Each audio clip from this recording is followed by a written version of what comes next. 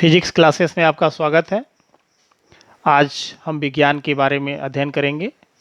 विज्ञान क्या है? किसी वस्तु या किसी प्राकृतिक घटना की सुव्यवस्थित, सुसंगठित एवं क्रमबद्ध ज्ञान को विज्ञान कहते हैं। विज्ञान की शाखाएं, विज्ञान की कई शाखाएं हैं। जैसे पिछली क्लासेस में आप लोग पढ़े हैं, भौतिक विज्ञान, रसायन विज्ञान, जीव विज्ञान, ये प्रमुख हैं। ये हम विज्ञान में पढ़ते थे। अब हमें इसे अलग अलग भौतिक विज्ञान, रसायन विज्ञान, जीव विज्ञान के रूप में पढ़ना है। भौतिक विज्ञान, भौतिक विज्ञान क्या है? विज्ञान की वह शाखा जिसके अंतर्गत प्रकृति एवं प्राकृतिक घटनाओं का वैज्ञानिक अध्ययन किया जाता है। प्रकृति एवं प्राकृतिक घटनाओं का वैज्ञानिक अध्ययन किया जाता है, जिसमें क्या, क्यों, कैसे, कब हुआ, इसका अध्ययन हम लोग करते हैं। तो इसको हम कह सकते हैं कि the branch of science in which we deals the study of nature and natural phenomenon with scientific method. जैसे देखें, बादलों का बनना, बादलों के बनने में कुछ रहस्य है। जैसे बादल कैसे बनते हैं, तो इसका अध्ययन हम किस में करेंगे? विज्ञान में करेंगे। तो विज्ञान की कौन सी शाखा होगी? इसमें भौतिक विज्ञान होगा। ये देखें, सूर्य का उदय होना और अस्त होना।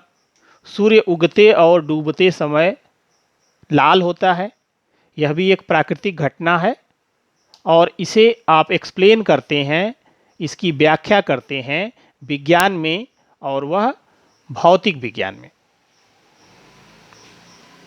साबुन के बुलबुले, साबुन का जो घोल होता है, उसका जो बुलबुला बनता है, उस बुलबुले पर अगर लाइट पड़ती है तो लाइट, यह सतरंगी माने प्रकाश का डिस्पर्सन होता है, जिसकी वजह से सतरंगी प्रकाश दिखता है, जिसमें इंद्रधनुषीय कलर, डिफरेंट टाइप के कलर इसमें दिखाई देते हैं। तो यह घटना भी विज्ञान से संबंधित है, अर्थात इसका अध्ययन हम भौतिक विज्ञान में करते हैं। आपने प्रिज्म देखा होगा, ये ग्लास प्रिज्म है।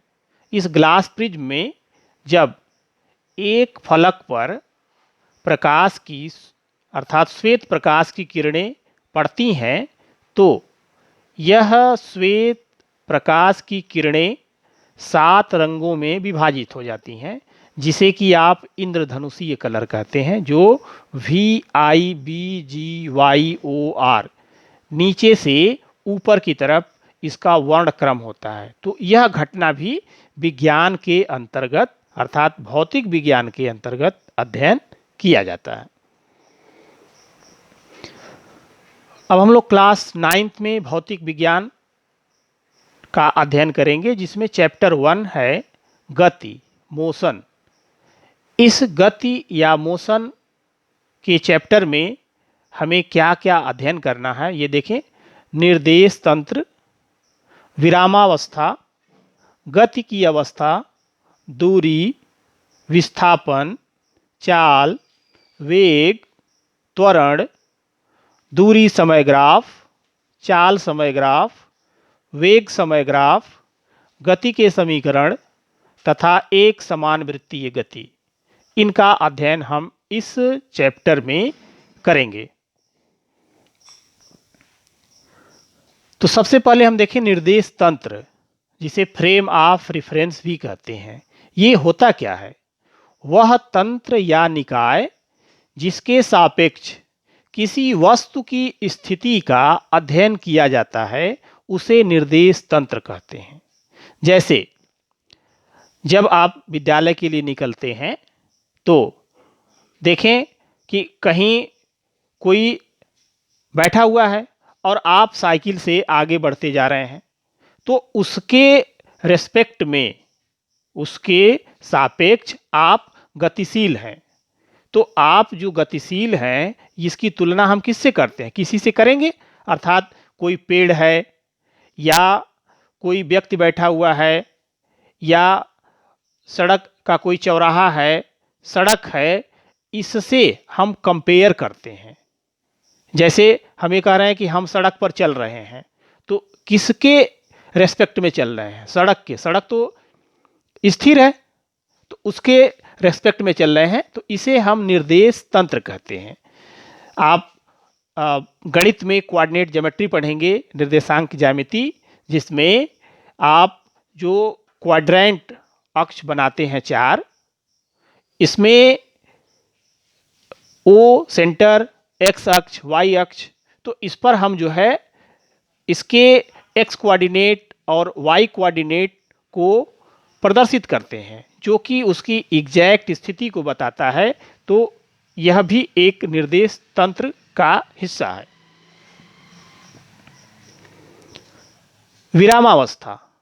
विरामावस्था अर्थात रेस्ट। जब समय के साथ किसी वस्तु की स्थिति में परिवर्तन नहीं होता है तो वस्तु विरामावस्था में होती है। अर्थात जब रेस्ट में हो, मतलब हो गया कि परिवर्तन, समय तो बदलता जा रहा है लेकिन उसके स्थिति में कोई परिवर्तन नहीं हो रहा है। जैसे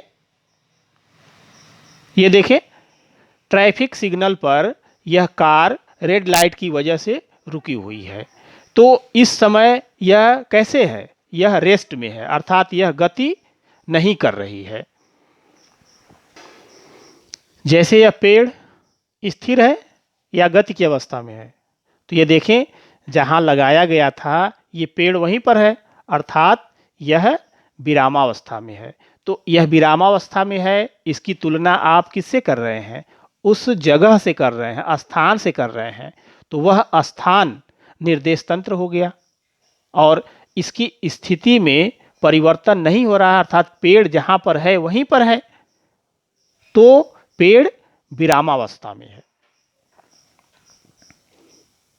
ये देखिए, जेब्रा क्रॉसिंग पर एक व्यक्ति सड़क पार करते हुए चल रहा है, उसके रेस्पेक्ट में आप देखें जितनी भी गाड़ियां हैं सभी गाड़ियां रुकी हुई हैं, तो यह रेस्ट में है। लेकिन यह व्यक्ति समय के साथ उसके कदम आगे की तरफ बढ़ते जाएंगे, अर्थात समय के साथ उसके स्थिति में परिवर्तन होगा। तो यह व्यक्ति गति करेगा, लेकिन इस स्थिति में आप देखें कि जो कारें खड़ी हैं, जो बसें खड़ी हैं, यह गति की अवस्था में नहीं है, अर्थात यह विरामावस्था में है। गति की अवस्था। जब समय के साथ वस्तु की स्थिति में परिवर्तन होता है तो वस्तु गति की अवस्था में कहलाती है। जैसे सड़क पर चलती हुई बस, ट्रक, कार आदि, ये समय के साथ इनकी स्थिति में परिवर्तन कंटिन्यूअस लगातार होता रहता है, तो इस तरह से ये कहा जाएगा कि यह गति की अवस्था में है। अब जब यह गति की अवस्था में होंगे तो कुछ दूरी तय करेंगे, कुछ इनका वेग होगा, तो उसका भी अध्ययन आप इसमें करेंगे। तो आइए देखते हैं दूरी क्या होती है।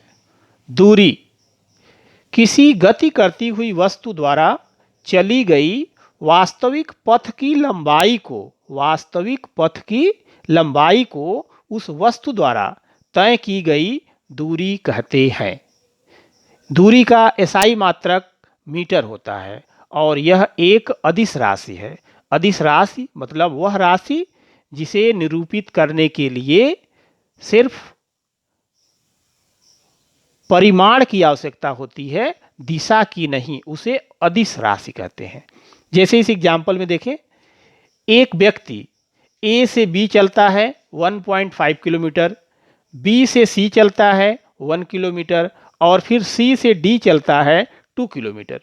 तो इस तरह से अगर ए इसकी प्रारंभिक स्थिति है और डी इसकी अंतिम स्थिति है, तो ए से डी तक पहुंचने में वह कितनी दूरी तय किया? तो ए से डी तक चली गई दूरी बराबर A B plus B C plus C D, अर्थात 1.5 kilometre plus 1 kilometre plus 2 kilometre, तो टोटल हो गया 4.5 किलोमीटर। तो वह व्यक्ति ए से डी जब पहुंचा तो टोटल डिस्टेंस कितना ट्रेवल किया? 4.5 किलोमीटर। तो इस तरह से यह चली गई दूरी हो गई। विस्थापन डिस्प्लेसमेंट किसी गति करती हुई वस्तु द्वारा प्रारंभिक एवं अंतिम स्थिति के बीच न्यूनतम दूरी विस्थापन कहलाती है। गति करती हुई वस्तु प्रारंभिक एवं अंतिम स्थिति, मतलब जहां से चला था और लास्ट में जहां पहुंच गया, उन दोनों स्थितियों के बीच की जो न्यूनतम दूरी होगी उसे विस्थापन कहते हैं।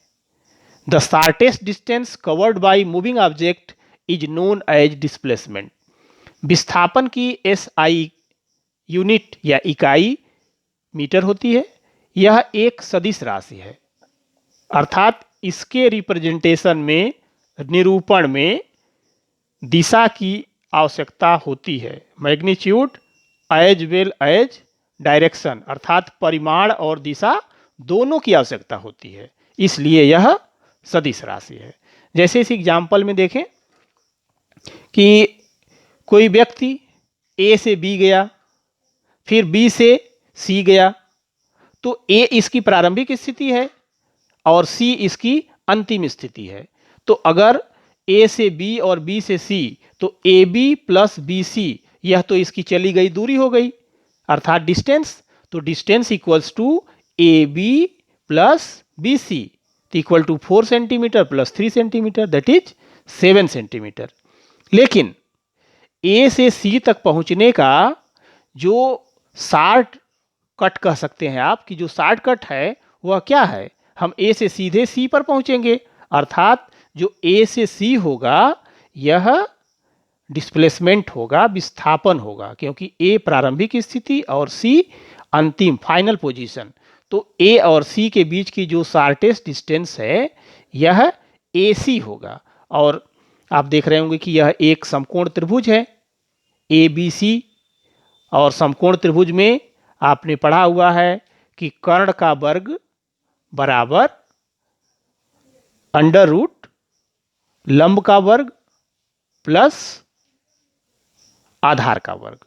तो इस तरह से displacement A C equals to under root 4 centimetre का स्क्वायर प्लस 3 सेंटीमीटर का स्क्वायर, तो टोटल हो गया आपका 16 और प्लस 9 25 सेंटीमीटर, और 25 का स्क्वायर रूट कितना होता है?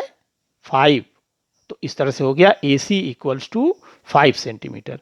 तो अब इसमें आप देख रहे होंगे कि यह एक ऐसा एग्जाम्पल हो गया जिसमें दूरी और विस्थापन दोनों ही साथ साथ हो गए, कि A B plus B C, तो A B plus B C दूरी हो गई, दूरी देखिए 7 सेंटीमीटर हो गई। डिस्प्लेसमेंट ए से सी है जो कि 5 सेंटीमीटर है। तो अब यहां पर हम ये कह सकते हैं कि दूरी और विस्थापन में कुछ अंतर होगा। तो अंतर में क्या क्या होगा? दूरी अदिश राशि है, विस्थापन सदिश राशि है। दूरी किसी भी वस्तु द्वारा अगर गति की अवस्था हो रही है तो चली गई दूरी कभी शून्य नहीं होगी, लेकिन विस्थापन शून्य हो सकता है। कैसे? सपोज कर लीजिए कि वह कोई व्यक्ति है जो ए से बी गया और फिर बी से ए लौट आया। तो ए से बी गया अगर तो 4 सेंटीमीटर गया, फिर बी से ए आया तो 4 सेंटीमीटर आया, तो कुल कितना दूरी तय किया? 8 सेंटीमीटर। लेकिन विस्थापन क्या हुआ? विस्थापन मतलब कि उसका अंतिम और प्रारंभिक स्थिति दोनों ए पर ही है। तो जब ए पर ही है तो अब विस्थापन कितना हो गया? शून्य हो गया। तो इस तरह से ये दोनों में अंतर है।